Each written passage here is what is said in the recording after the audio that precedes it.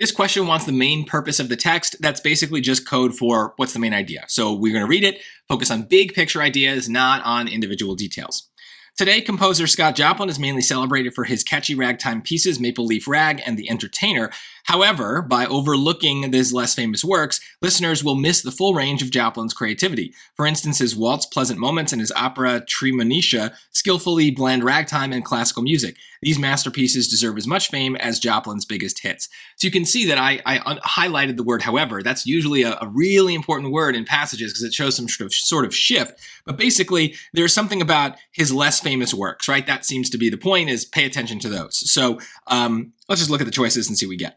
To describe the similarities and differences between ragtime music and opera, nope, it's definitely not making a comparison. That's one of our biggest trap answer choices. Not all comparisons are wrong, but if the passage isn't making a comparison, then the choice shouldn't. So maybe the passage is comparing Joplin's famous works to his less famous works, but it's definitely not comparing ragtime to opera. So we can get rid of that. B, to argue that more attention should be given to Joplin's lesser-known works. Yeah, I mean, they talk about the lesser-known works. That seems right. Should we give more attention? Yeah, maybe it's just that it should just be like an equal amount of attention. I don't know. Maybe I'm misreading that choice, but it's now notice it is a comparison, right, in a certain way, but it's a comparison that relates to what the comparison was in the passage. So let's keep it in. C, to encourage music lovers to listen to music by many different composers. Nope. Are they talking about many different composers? No, they're talking about Scott Joplin. So this is a good example of the main character. Or another way to put it is the small versus big confusion. We are talking about one particular composer. We are not going to blow that up into some big idea about all music or all composers or anything like that. So get rid of it.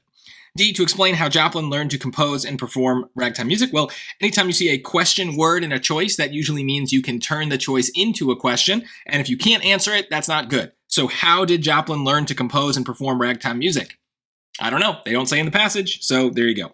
So yes, B is the answer. No real debate here, but start to think about those ideas that I talked about in getting rid of answer choices. Maybe it's obvious to you when you're reading them that they just don't match what you read in the passage. But those categories of different types of wrong answers are really good to notice even on the easy ones so that when they get harder, you have some more reliable ways to get rid of answer choices. Comparisons are a big one, and that small to big thing is really important too. That idea that we're taking some specific example that the passage is about, we're not allowed to blow that up into some big conclusion that goes beyond that example in the passage. That's not a good thing. So be careful of that as well.